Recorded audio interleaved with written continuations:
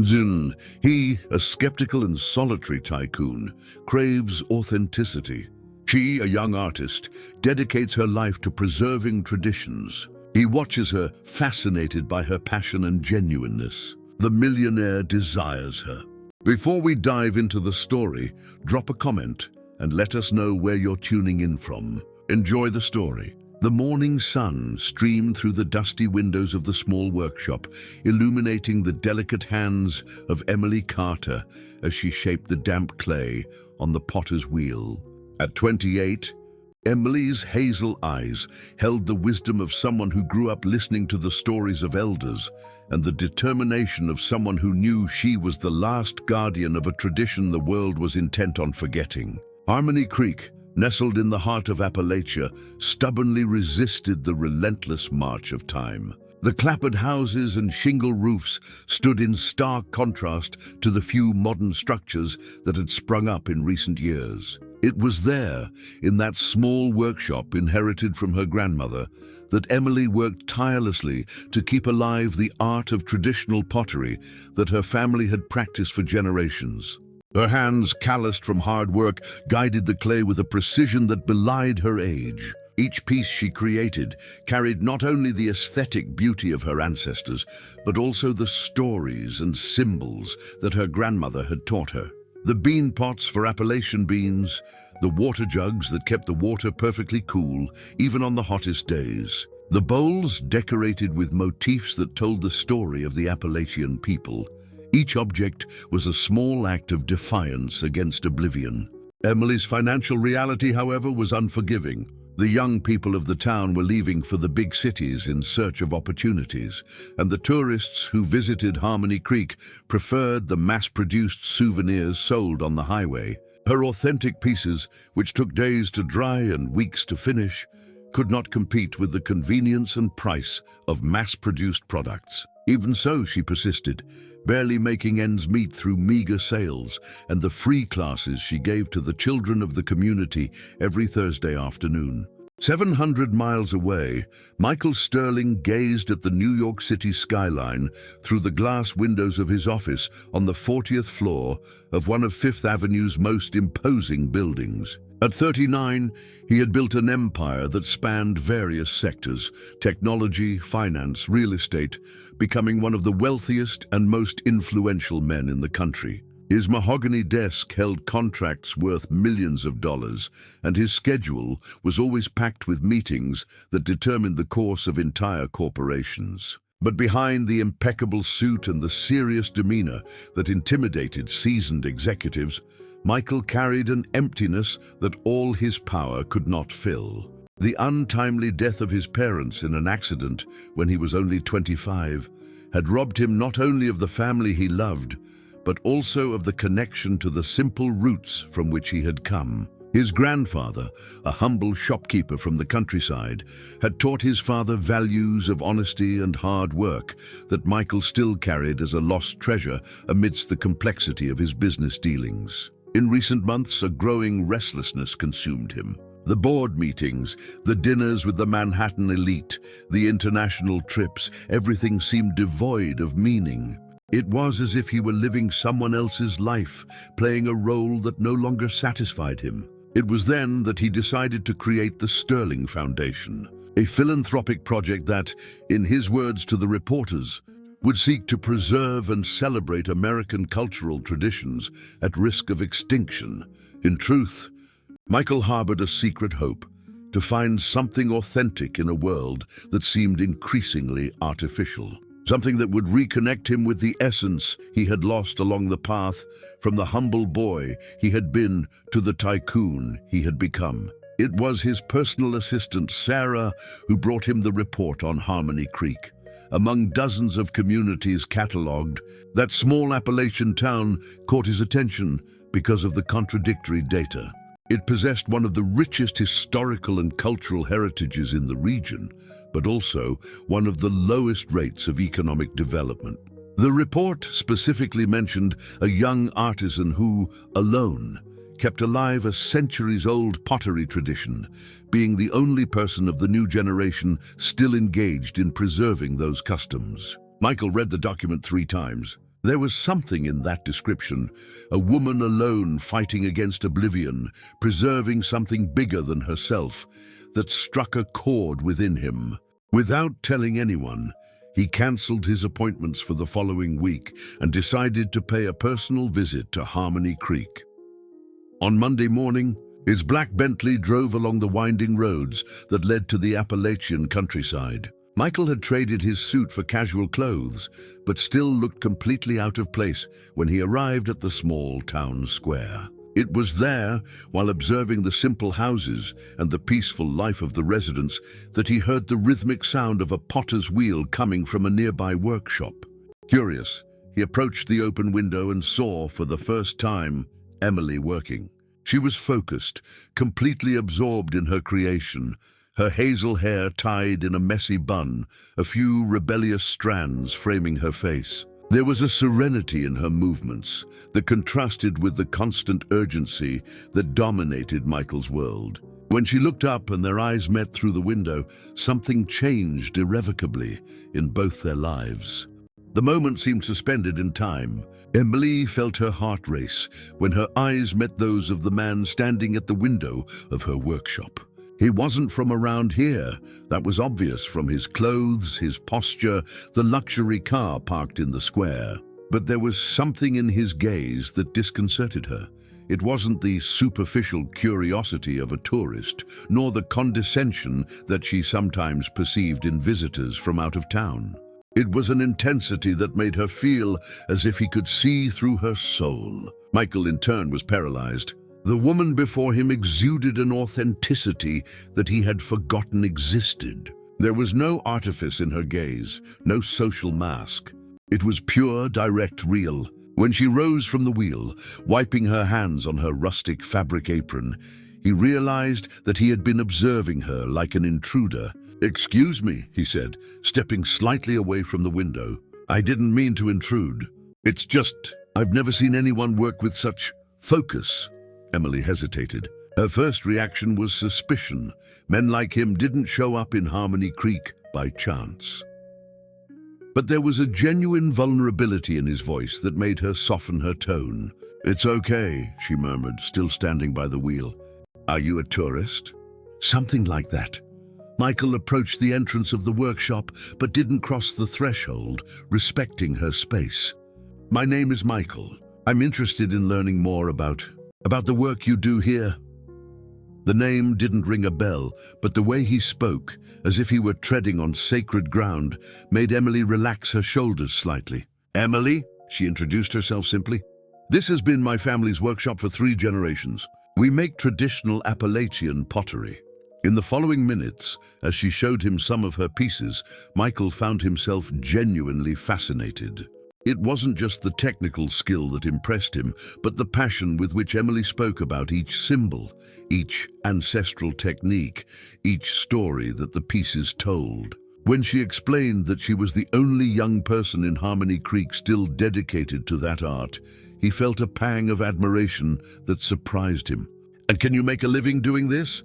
he asked, immediately regretting the indiscretion of the question. Emily's face closed up slightly.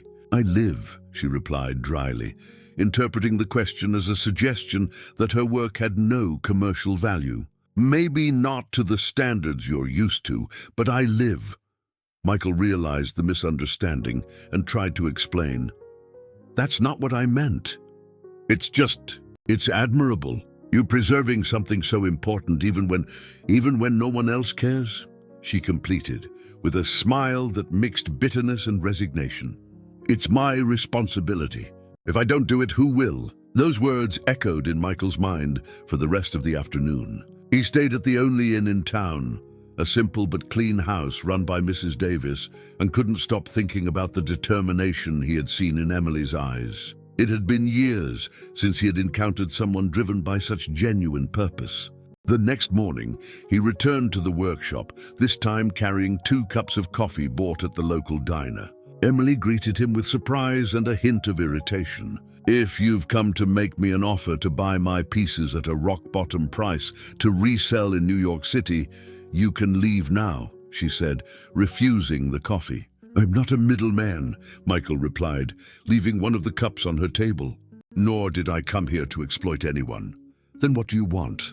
The direct question disarmed him. How to explain that he had driven 700 miles just because he had found someone who represented everything he felt he had lost? How to say that the way she dedicated herself to that art made him question what he had done with his own life?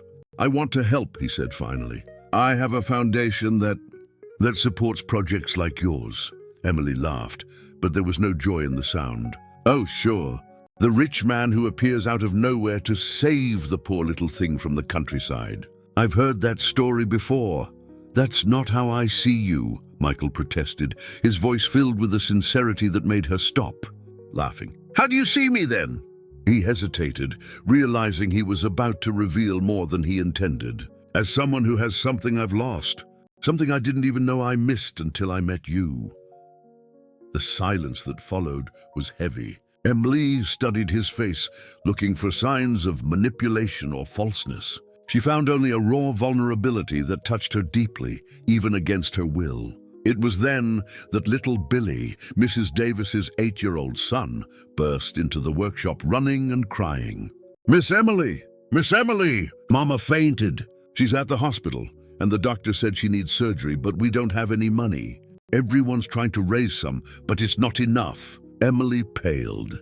Mrs. Davis had been like a second mother to her, and the inn was one of the few businesses that still thrived in town. The idea of losing her was unbearable. How much do you need?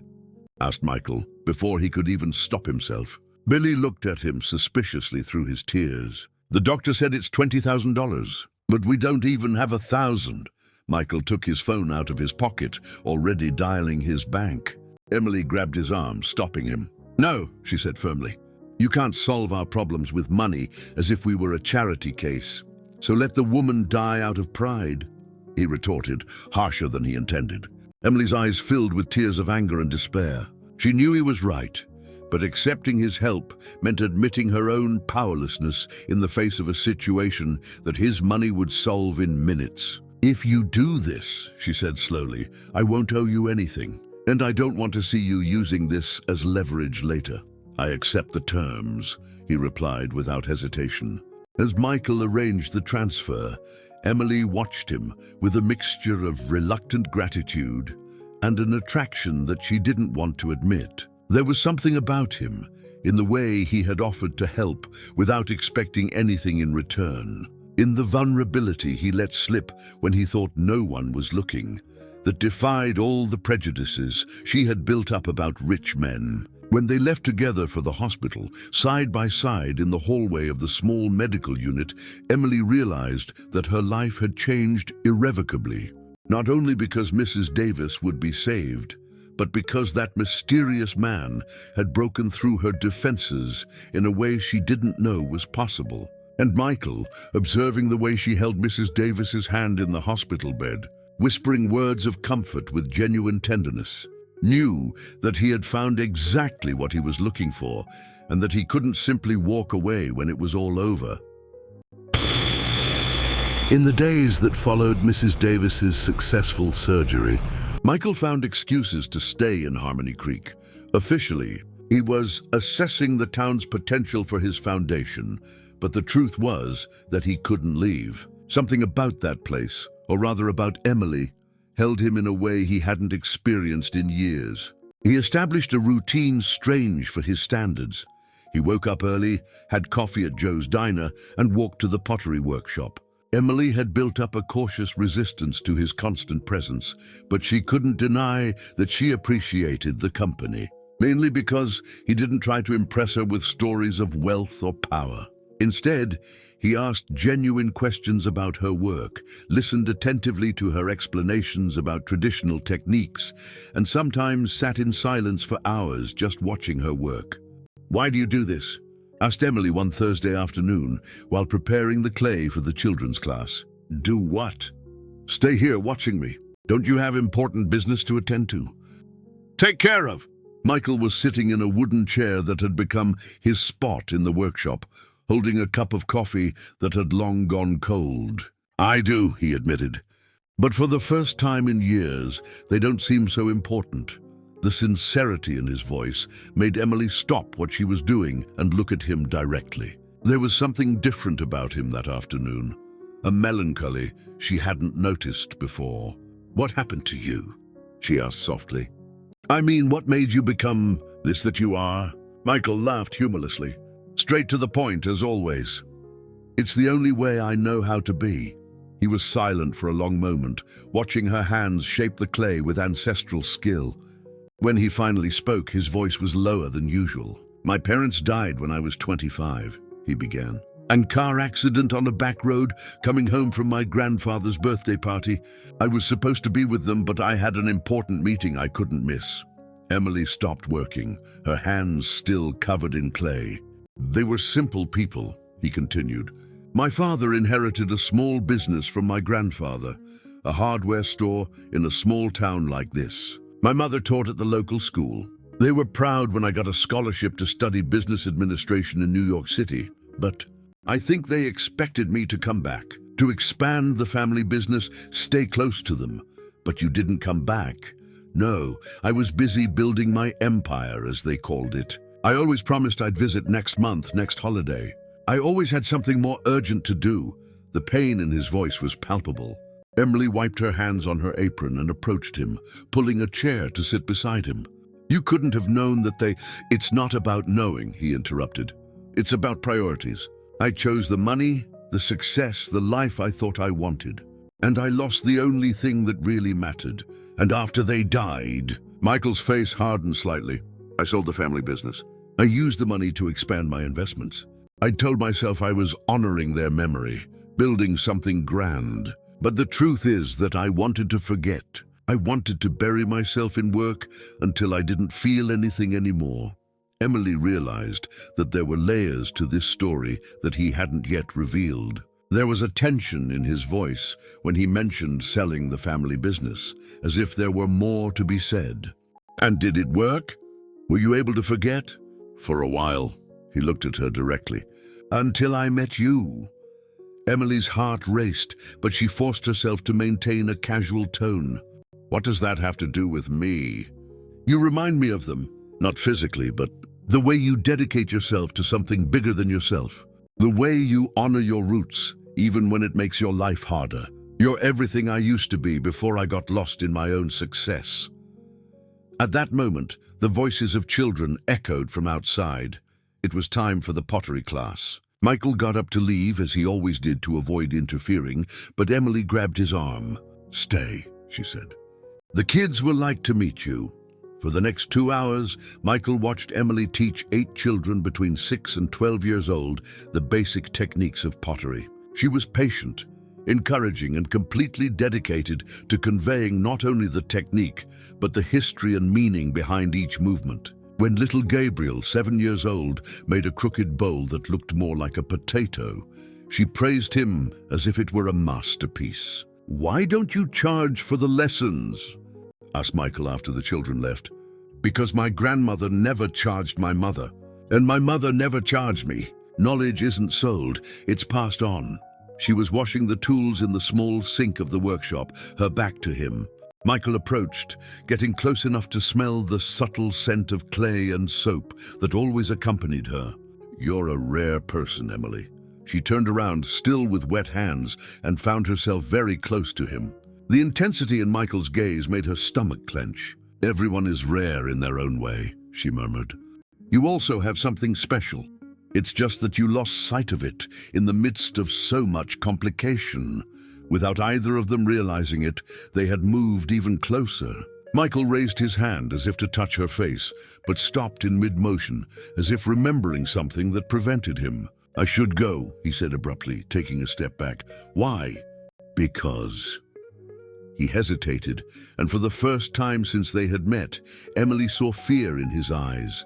"Because I'm not the man you think I am. And if you knew the truth about what I did after my parents died, about how I destroyed everything they built, you wouldn't look at me the way you're looking now." Before she could answer, he had already left the workshop, leaving her alone with more questions than answers. Emily stood at the sink, her hands still wet, her heart beating fast, knowing that she had just witnessed the first crack in Michael Sterling's carefully constructed armor. Outside, in the silent town square, Michael pulled out his phone and looked at the dozens of missed calls from Sarah, his assistant. The reality of New York City, with its contracts, its meetings, its commitments, was calling him back. But for the first time, he seriously considered ignoring it all. Because, for the first time in 14 years, he had found someone who made him want to be the man he had been before everything went wrong. And that terrified him more than any deal he had ever closed. The storm arrived without warning in the early hours of Friday morning. Emily woke up to the sound of the wind whipping the shingles and the rain beating violently against the windows of her small house. Gradually, the sound changed. It was no longer just rain but water rushing forcefully as if a river had overflowed. When she turned on the light and looked out the window, her heart stopped. The creek that bordered the town had turned into a raging torrent, and the water was already flooding the lower streets. Her workshop was directly in the path of the flood. Without thinking twice, Emily put on the first clothes she found and ran into the flooded street. The water was already up to her ankles when she reached the workshop, but there was still time to save her most important pieces, the ones she had spent months creating, the only sources of income she would have in the coming times. It was while pushing the heavy wheel to a higher place that she heard Michael's voice behind her. "What are you doing?" "It's too dangerous." She turned around, astonished. He was completely soaked, his hair plastered to his forehead, his dress shirt, incongruous in the middle of that situation, clinging to his body. "I have to save my pieces," she yelled over the roar of the water. "Without them, I have no way to start over." Michael looked around, quickly assessing the situation. The water continued to rise, already at knee height, and the current was getting stronger every minute. "Where can I put things to be safe?" "At Mrs. Davis's house. It's up on the hill." Without another word, he took off his shirt and began to carry the heaviest pottery pieces. They worked side by side for almost an hour, making several trips between the workshop and Mrs. Davis's house, which had become a shelter for the residents of the lower areas. It was on the last trip that everything went wrong. Emily had insisted on going back to get an old trunk that held her grandmother's original tools, unique pieces that could not be replaced. The water was already at waist height and the current was treacherous. When she tried to lift the heavy trunk, she lost her balance and was swept away by the flood. Michael, who was outside carrying the last batch of bowls, heard her scream and didn't hesitate. He dove into the dirty water and managed to grab her when she had already been carried almost 50 yards, hitting against the debris that the current was dragging along. They managed to reach the shore, both exhausted and injured. Emily had a cut on her forehead and was shaking uncontrollably. Michael carried her in his arms to Mrs. Davis's house, where she finally collapsed, not only from the physical exertion, but from the realization that she had lost her grandmother's tools, the last physical connection she had with her deepest roots. "I'm so sorry," whispered Michael, holding her as she cried. "I should have gone to get the trunk. I'm stronger than you." "It's not your responsibility," she murmured against his chest. "None of this is your responsibility. Why did you do this? Why did you risk your life for me?" Michael was silent for a long moment, feeling the warmth of her body against his, breathing the scent of rain and clay in her hair. "Because in 40 years of life, you're the first person I would do anything for," he said finally. "And that scares me more than any storm." Emily raised her face to look at him.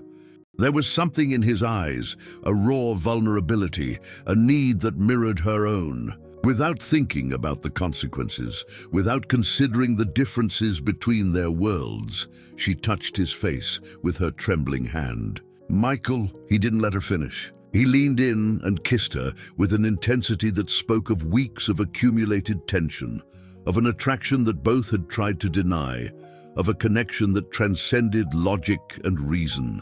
Emily returned the kiss with equal fervor, her fingers intertwining in his wet hair, all the fear and adrenaline of the night turning into an urgent need for closeness. When they finally separated, both were breathless. The world around them, The storm, the people sleeping on the floor of Mrs. Davis's living room, the reality of their very different lives, gradually came back into existence. "We shouldn't," began Emily, but her voice didn't carry conviction. "No," agreed Michael, but he didn't let her go. "But I don't care." They spent the rest of the night awake, she nestled in his arms, talking in whispers about everything and nothing. Michael told her about the nightmares he had since his parents' death, about how he had become a workaholic to avoid thinking about the emptiness. Emily spoke about the pressure of being the last guardian of the family traditions, about the loneliness of carrying alone the weight of preserving an entire culture.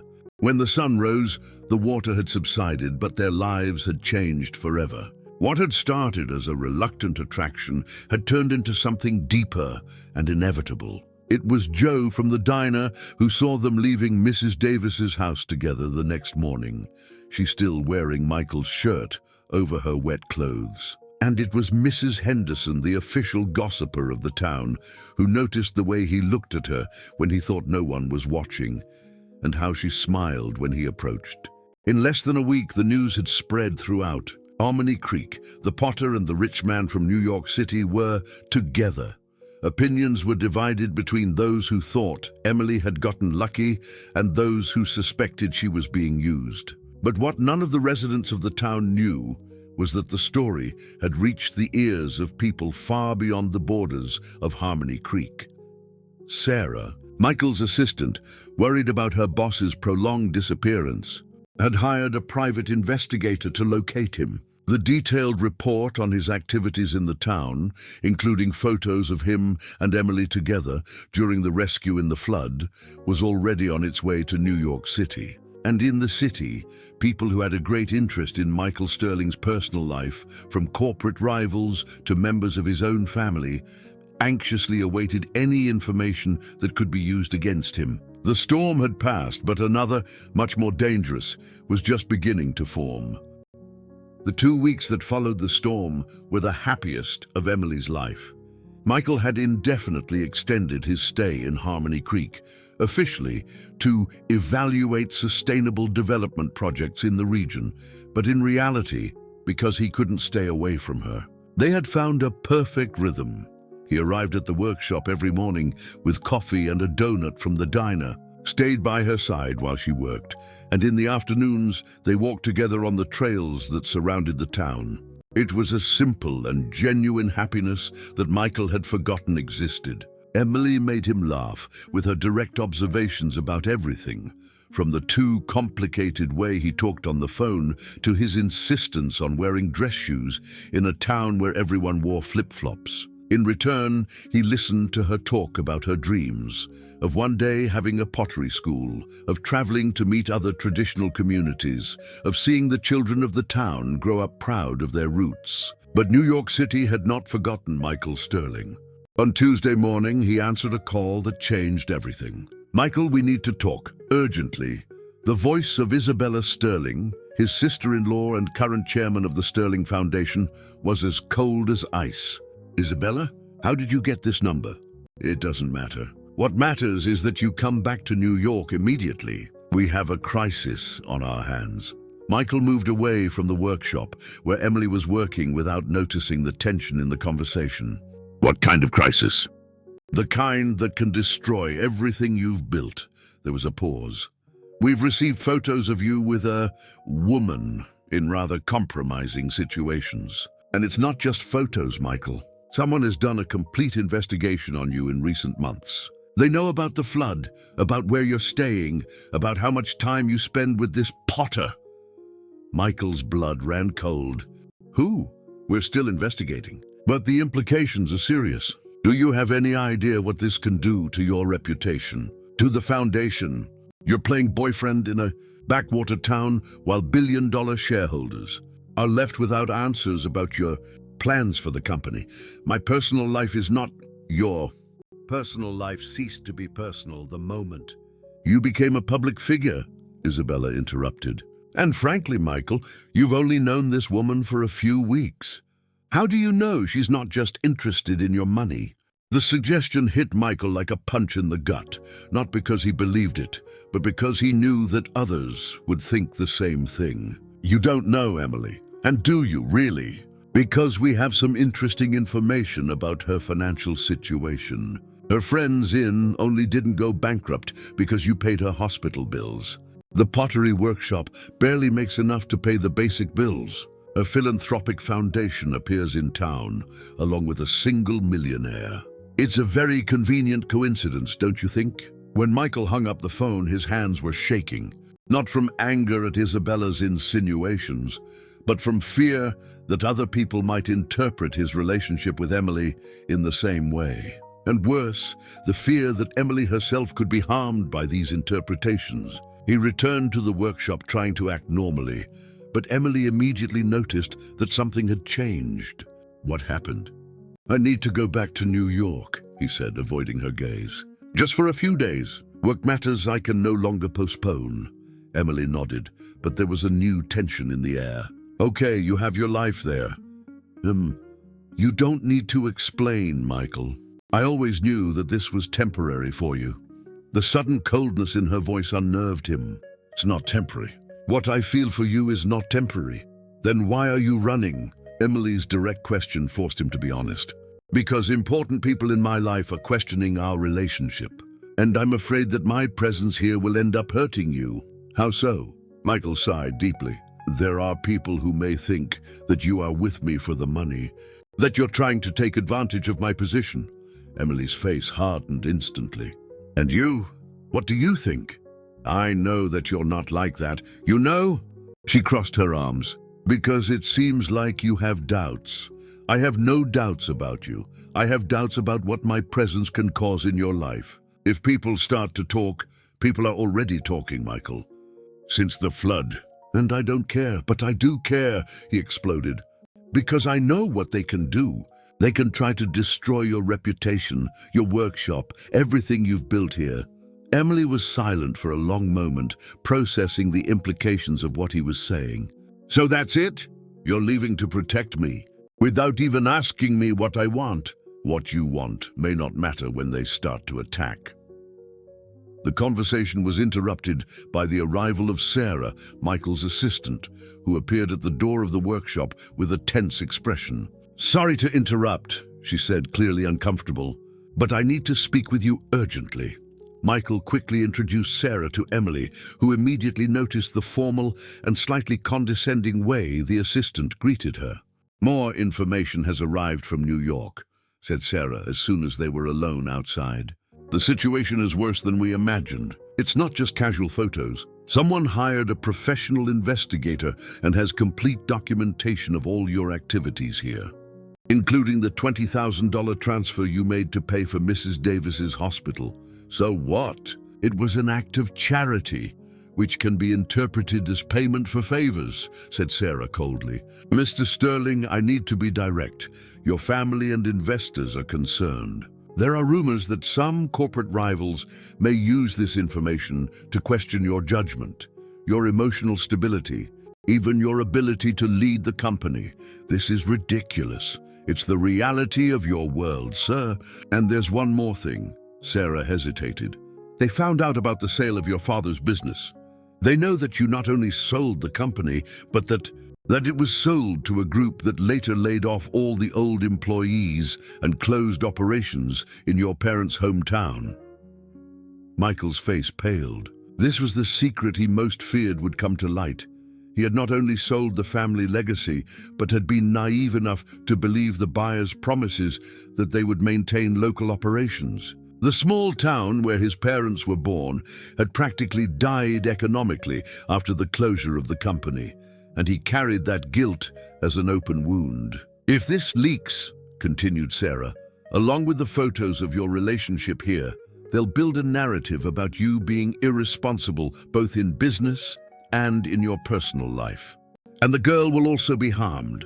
They'll portray her as an opportunist who took advantage of your vulnerability. When Sarah left, Michael returned to the workshop with a heavy heart. Emily was organizing her tools with mechanical movements, clearly trying to keep busy. I need to go back to New York tonight, he said. I heard. Em, look at me. She turned around and he saw contained tears in her eyes. "Maybe it's better if we don't see each other for a while," he said, each word physically hurting. "Until things calm down there. How long is a while?" Michael couldn't answer because he didn't know. And Emily interpreted the silence as she always did, with brutal honesty. "You're breaking up with me," she said simply. "I'm trying to protect you." "I don't need your protection, Michael. I need your honesty. If you want to break up because you realize that we're two different worlds, that's okay. But don't use me as an excuse for your own insecurities." He approached her, trying to touch her, but Emily recoiled. "I love you," he said desperately. "Then stay," she replied. "Or take me with you. But don't abandon me here pretending it's for my own good." Michael was silent because he knew she was right. And he also knew that he wasn't brave enough to do either of the two things she had suggested. That night, as the Bentley disappeared on the road towards New York City, Emily stood at her window watching until she could no longer see the tail lights. For the first time since Michael had come into her life, she felt truly alone. In New York City, paparazzi photographers were already waiting at the entrance of Michael's corporate building, anonymously tipped off about his return. The photos of him getting out of the car, with a somber expression and clothes still rumpled from the trip, would be on social media before midnight, with speculations about his secret romance in the backwoods and his emotional crisis. The net was closing, and both were more vulnerable than they had ever imagined. The bomb exploded on a Monday morning, 3 days after Michael's return to New York City. Emily was having coffee in her kitchen when Billy burst through the door, holding a tablet borrowed from school. "Miss Emily, you're on the internet. Everyone is talking about you." With trembling hands, Emily took the tablet and saw her own face plastered on dozens of gossip websites. The headlines were cruel and direct. "Tycoon's secret romance," "Backwoods Potter captures millionaire," "Love or money." The photos showed intimate moments that she thought had been private. Michael carrying her during the flood, the two walking hand in hand through the streets of the town, him kissing her forehead while she slept at Mrs. Davis's house. But the worst was yet to come. One of the articles featured a complete dossier on Michael Sterling's life, including details about his parents' death, and mainly about what happened afterwards. Emily read with growing horror how he had sold the family business, Sterling Construction, a 3-generation firm, to a conglomerate that promised to maintain local operations but closed everything 6 months later, laying off all 200 employees. The small town of Meadow Creek, where Michael's parents had been born and lived their entire lives, had entered economic collapse. Entire families were unemployed. Local businesses went bankrupt. Many young people were forced to migrate. The school where his mother taught was closed due to lack of municipal funds. And Michael, according to the report, had used the money from the sale to leverage his first major investments in technology, which transformed him into the tycoon he was today. He built his empire on the ashes of the town his parents loved, the article said. And now he seems to have found a new passion in the countryside, offering philanthropic help to underserved communities. Coincidence or pattern? Emily dropped the tablet with trembling hands. Everything made sense now. The way he had talked about honoring his parents' legacy, the guilt she perceived in his eyes, his desperate need to find authenticity. He wasn't trying to preserve traditions. He was trying to redeem himself from the destruction he had caused. The phone at Mrs. Davis's house began to ring incessantly. Journalists, photographers, onlookers. In a few hours, the small Harmony Creek was invaded by a caravan of media vehicles. Emily locked herself in her house, but could hear the voices outside asking questions to the neighbors, offering money for information, turning her private life into a public spectacle. It was Mrs. Henderson who brought the most devastating news. Honey," said the neighbor, sitting heavily in the kitchen. "There's a lady here saying she's from his foundation. Wants to talk to you." Emily didn't want to receive anyone, but something in Mrs. Henderson's expression made her change her mind. The woman who entered her house was elegant, cold, and clearly uncomfortable with the simple environment. I'm Isabella Sterling, she introduced herself. Michael's sister-in-law and president of the Sterling Foundation. What do you want? Isabella sat down uninvited, opening a leather folder. I came to make a proposal. We know that you and Michael have developed feelings for each other, but you need to understand that this situation is harming not only him, but also you. Don't tell me what harms me. Look around, Isabella replied coldly. Your town has become a circus. Your neighbors are being harassed by the press. How long do you think it will take until they start blaming you for this? Emily didn't answer because she knew she was right. She had already noticed the different looks from some people, the whispers that stopped when she passed. My proposal is simple, Isabella continued, taking a document out of the folder. The foundation will invest $2 million in the preservation of the region's artisan traditions. We will build a pottery school, a cultural center. We will transform Harmony Creek into a historical tourism hub. Everything you dreamed of for your community. In exchange for what? For you to disappear from my brother-in-law's life. Emily felt as if she had been slapped. Disappear how? Simple. You will give an interview saying that there is nothing between you beyond a professional relationship. That the photos were misinterpreted. That Michael is just an investor interested in social projects, and that all the romantic speculations are unfounded. And if I don't do it? Isabella's smile was glacial. Then the investments don't happen. The press will continue to hunt for stories about you, and eventually, Michael will be forced to choose between you and everything he has built. Do you really think he will choose a potter from a lost town? He loves me. Maybe, but does he love you enough to lose billions? To see his family name destroyed? To watch hundreds of employees lose their jobs when investors flee? Isabella leaned forward. Because that's what will happen if this scandal continues to grow. Emily was silent, processing the implications. There's one more thing you need to know, Isabella continued, taking another document out of the folder. This is the complete report on the sale of his parents' company. Do you want to know the truth about the man you fell in love with? For the next 15 minutes, Isabella told details that had not come out in the press. How Michael had ignored the warnings of former employees about the true intentions of the buyers. How he had signed the papers without inserting clauses to protect the workers, because he was eager to get rid of the shackles of the countryside. How he had changed his phone and moved to New York without giving explanations to anyone in his hometown. 300 families, Emily. 300 families who depended on that company to survive. And he simply abandoned them to build his fortune. When Isabella left, leaving the documents on the table, Emily felt completely lost. The image she had of Michael as a wounded man trying to redeem himself crumbled completely. He wasn't just someone who had made mistakes out of naivete. He was someone who had been selfish, negligent, who had consciously chosen his success over the well-being of hundreds of people. The phone rang. It was him. Thank God I managed to talk to you. I'm trying to control the situation here, but is it true? She interrupted, her voice coming out colder than she intended. What's true? Meadow Creek, the 300 families. The way you sold your parents' company.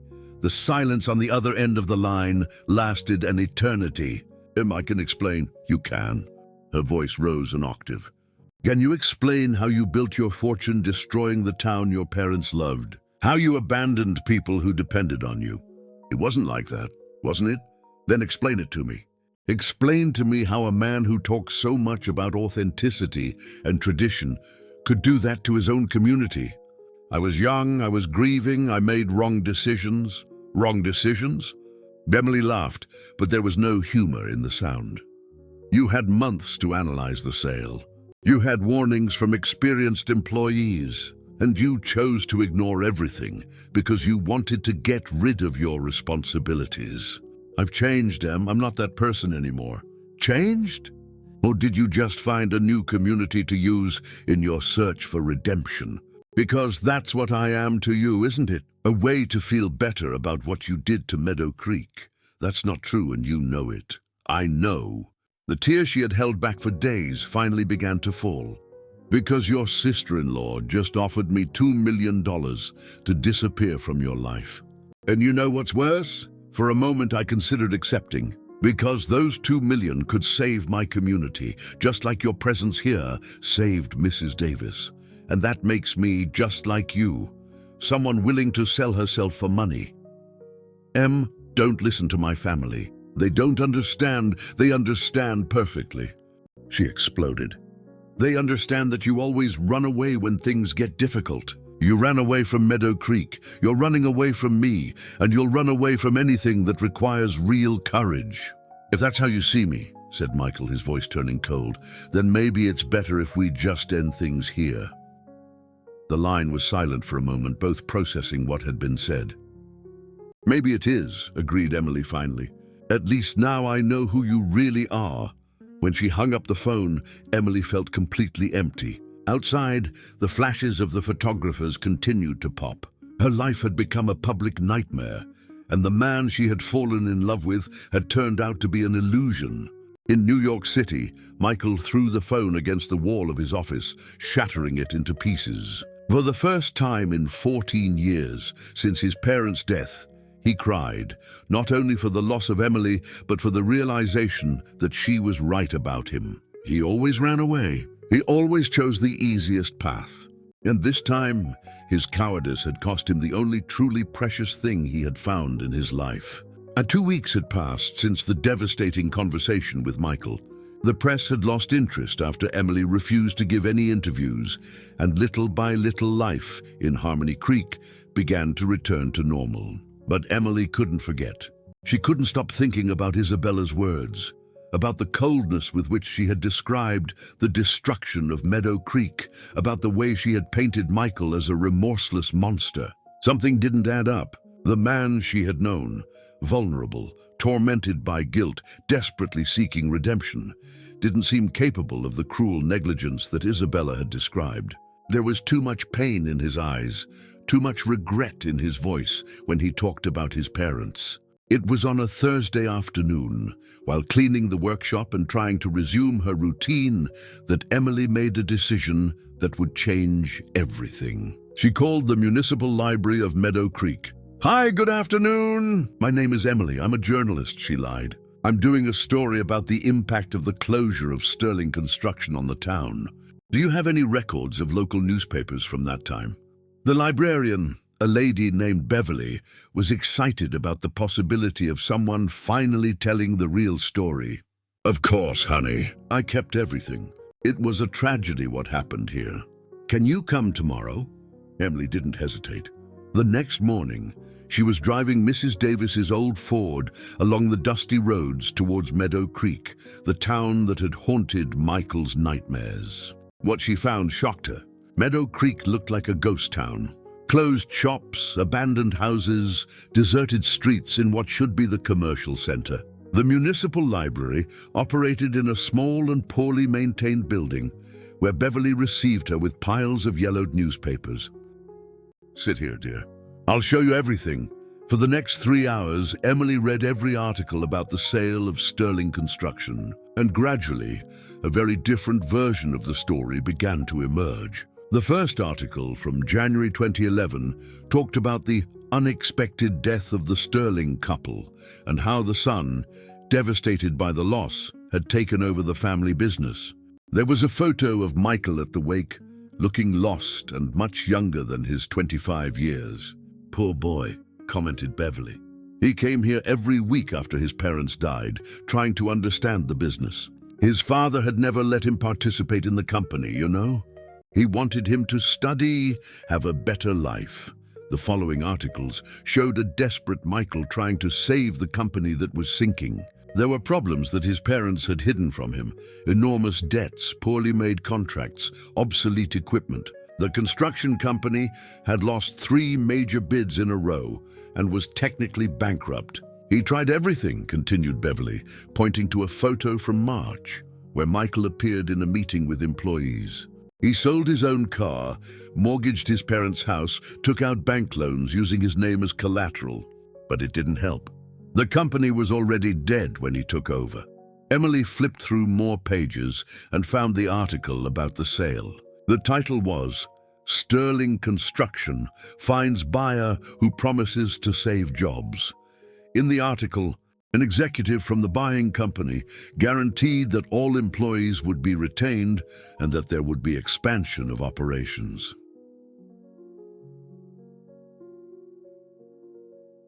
And Michael believed that. Of course he believed that, sighed Beverly. He was a 25-year-old boy who had never worked at the company.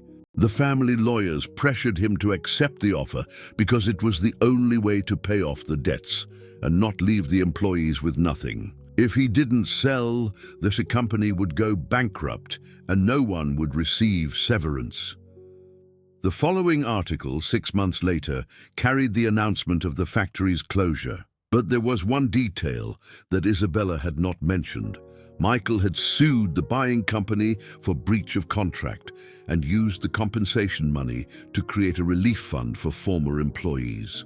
He stayed here for months after the closure, recalled Beverly. He visited the families, helped as he could. I know he paid for private school for some employees' children, helped with medicine for the elderly. But people were very angry, you understand? They needed to blame someone. Why did he leave? Because they started threatening him. They said he had sold the town. One night they broke the windows of his parents' house. The next day he disappeared. No one ever saw him again. Emily felt her heart race. And then, did he never contact you again? Beverly laughed sadly. Every December, the City Hall receives an anonymous donation for school lunches and medicines at the health clinic. Everyone knows it's him, but no one says anything. Pride is greater than gratitude.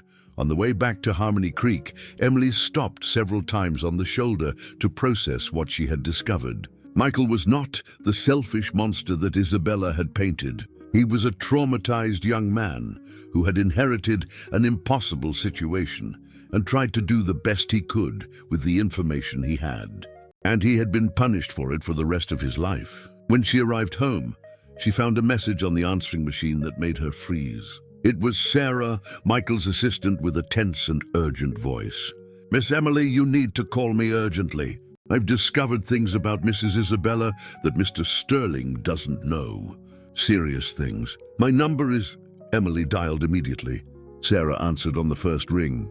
"Thank God you called. I couldn't talk on the company phone. They may be monitoring." "Can I come there?" "Of course, but what is it about?" "Mrs. Isabella is not who she says she is. And what she did to Mr. Sterling, it's criminal." The next morning, Sarah arrived in Harmony Creek driving a rental car, carrying a folder full of documents. What she revealed left Emily furious. Isabella had lied about almost everything. She was not just Michael's sister-in-law, she was also a minority partner in the company and had orchestrated the entire defamation campaign to force him to step away from the business. The intimate photos of Michael and Emily had not come from paparazzi, but from investigators hired by Isabella herself. "She wants to take full control of the company," explained Sarah. "Mr. Sterling has 60% of the shares, but if he is declared mentally unstable, or if he becomes involved in scandals that damage the corporate image, the board can vote for his replacement. And she thought his relationship with me would be scandal enough. She was building a narrative. The successful man who enters emotional collapse and gets involved with gold diggers. There were even plans to discover that you were pregnant and trying to extort him." Emily felt nauseous. "This is monstrous. There's more. The $2 million offer for the town's project. It's money from Mr. Sterling's own foundation. Money that he had already earmarked for similar projects, but that she was diverting to her own accounts." Sarah extended a flash drive to Emily. "All the evidence is here. Emails, transfers, contracts. Everything you need to expose the truth. Why are you doing this?" Sarah sighed. "Because I've worked with Mr. Sterling for 8 years. I saw him come out of mourning, build the company, try to redeem himself from the mistakes of the past. He's not perfect, but he's a good man. And she's destroying him out of pure greed." Emily held the flash drive with trembling hands. For the first time in weeks, she felt a clear purpose. "What do I need to do?" Tomorrow night there's an extraordinary meeting of the board. Isabella will present evidence of his emotional instability and ask for a vote of no confidence. If she succeeds, Mr. Sterling loses everything. Does he know about this? No, she said it was a routine meeting. He's going to walk into a trap without even knowing it. Emily closed her eyes, making a decision that she knew would change her life forever. How do I get into that meeting? Are you sure? It's going to be a war. Isabella has powerful allies. Emily thought about everything she had discovered about Michael, about the pain she had seen in his eyes when he talked about his parents, about the way he had risked his life to save her during the flood. She also thought about her grandmother, who always said that the women of her family never ran away from a fight when they knew they were right. I'm sure, she said firmly. This woman destroyed his life once. I'm not going to let her do it again. As Sarah explained the details of how she could get into the corporate building, Emily felt a determination growing in her chest. She was no longer the simple and naive Potter who had fallen in love with a mysterious man. She was a woman who had discovered the truth and was ready to fight for it. The final confrontation would be in less than 24 hours. And for the first time since it had all started, Emily felt that she had control of the situation. The boardroom of Sterling Holdings occupied the entire top floor of the skyscraper, with glass windows that offered a panoramic view of New York City. On that Thursday night, 15 of the most powerful men and women in the country were gathered around the mahogany table, awaiting what Isabella had described as urgent matters regarding the leadership of the company. Michael arrived punctually at 8 o'clock, looking tired and defeated. The 2 weeks since the breakup with Emily had taken their toll. He had lost weight. There were deep circles under his eyes, and for the first time in years, his posture did not demonstrate the absolute confidence that everyone expected from a CEO. "Thank you all for coming," began Isabella, naturally assuming leadership of the meeting. "I know it's an unusual summons, but we are facing a situation that cannot wait." She activated the projector, and images of Michael with Emily filled the screen. Some of the same photos that had leaked to the press, others even more intimate that had clearly been obtained through private investigation. "As you know, our CEO has become involved in a compromising situation. But what you don't know is the extent of the problem." For the next 20 minutes, Isabella methodically built a case against Michael. She talked about impulsive decisions, erratic behavior, involvement with people of dubious character. She showed financial numbers that suggested that investments in the philanthropic foundation were harming profits. She insinuated that he was losing his leadership ability due to personal problems. Michael watched everything in silence, gradually recognizing that he was being manipulated, but it was too late. Several members of the board began to murmur among themselves, clearly influenced by Isabella's presentation. "For these reasons," she concluded, "I propose a vote of no confidence. Michael needs to temporarily step away from executive leadership while he resolves his personal problems."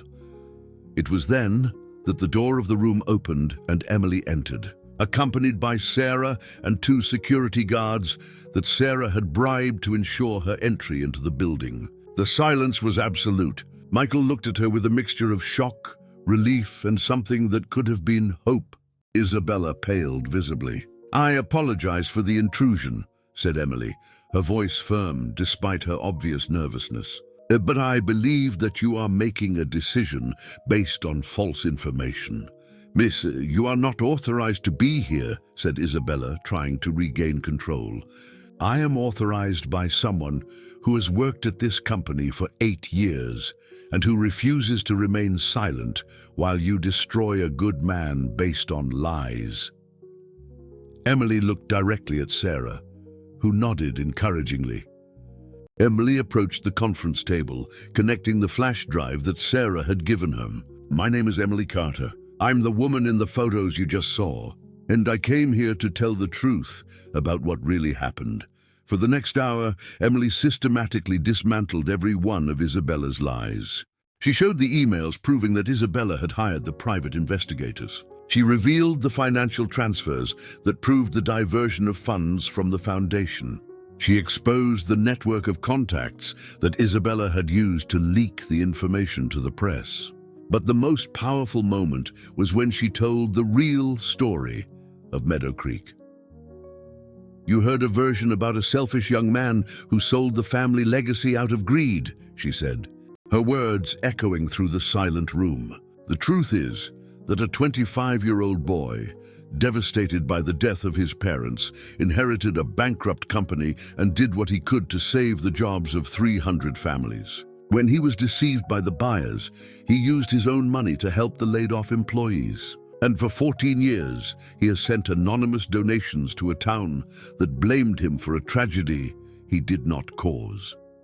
She turned to look directly at Michael. "And when he met me, he wasn't looking for an affair or a distraction. He was looking for redemption, looking for a way to honor the memory of the parents he still feels he disappointed." The tears that Michael had held back for weeks finally began to fall. For the first time, someone had completely understood his pain, his guilt, his desperate search for meaning. "Miss Carter," interrupted one of the board members, an elderly man named Mr. Thompson, "why should we believe you?" "Because unlike Mrs. Sterling, I have nothing to gain by lying to you. I am a potter from a small town. I don't understand business, I don't care about money, and I certainly don't need your approval." Her voice grew stronger. "But I understand people, and I know a good man when I see one." Isabella, desperate, tried one last attack. "And how do we know that you are not just another opportunist trying to take advantage of the situation? A simple woman who saw a chance to grab a millionaire." Emily laughed, a genuine and carefree sound that completely contrasted with the tension of the room. "Because if I were an opportunist, I would have accepted the $2 million that Mrs. Sterling offered me to disappear from his life." The impact was instantaneous. Several board members turned to look at Isabella with expressions of shock and disapproval. That is a baseless accusation," stammered Isabella. Sarah stepped forward, placing a digital recording on the table. "I have here the complete recording of the conversation between Mrs. Sterling and Miss Carter, where the offer was made explicitly. During the following minutes, Isabella's voice echoed through the room, offering money to Emily in exchange for her silence. When the recording ended, the silence was absolute. Mr. Thompson was the first to speak. "Isabella, I think it's best if you withdraw while we decide how to proceed with these revelations." "I will not." "That was not a request," said another board member coldly. When Isabella left the room, visibly defeated, Mr. Thompson turned to Michael. "Michael, it seems we owe you an apology. And more than that, we owe our gratitude to Miss Carter for showing us the truth." Michael finally stood up, approaching Emily with hesitant steps. "Why did you do this?" he asked, his voice hoarse with emotion. "After everything I said, after how we ended." "Because I discovered who you really are," she replied softly. "And because I realized that I fell in love with the right man for the right reasons." He reached out as if to touch her, but stopped. "Can you forgive me for having doubted us, for having run away when things got difficult?" "I can," she said, taking his hand. "If you promise that you won't run away anymore, that you will trust me enough to face problems together." "I promise," he whispered, pulling her into his arms. The kiss they exchanged there in front of the Sterling Holdings Board sealed not only their reconciliation, but also a new phase of their lives. 6 months later, Emily was in her workshop, now much larger and more modern, but still preserving all the authenticity of traditional techniques, when Michael arrived to pick her up. They had established a perfect rhythm. He spent half the week in New York City taking care of business and half in Harmony Creek working on expanding the foundation and simply living. "How was your day?" he asked, kissing her forehead as she finished shaping a piece. "Wonderful. The children are progressing a lot in the classes, and I just received an order from a hotel in Asheville." "And you?" "I closed the contract for the new art school in Boone and—" He hesitated, smiling nervously. "I have something to show you." He knelt right there, on the clay-covered floor of the workshop, and pulled a small box from his pocket. "Emily Carter, you taught me the true meaning of tradition, of family, of love. You taught me that the most valuable things in life are priceless. Will you give me the honor of building a new tradition with me? A tradition of our own?" But the ring was simple, elegant, and had inlaid in it a small piece of pottery made by herself, a perfect fusion of their two worlds. "Yes," she said, the tears flowing freely. 1,000 times yes. When he kissed her, surrounded by the smell of damp clay and the heat of the pottery kiln, both knew that they had found something more precious than any fortune. They had found home in each other. Outside, in the town square of Harmony Creek, the bells of the old church rang, as if the town itself was celebrating the union of two people who proved that true love knows no social barriers, that authenticity conquers manipulation, and that sometimes the best things in life happen when we have enough courage to fight for them.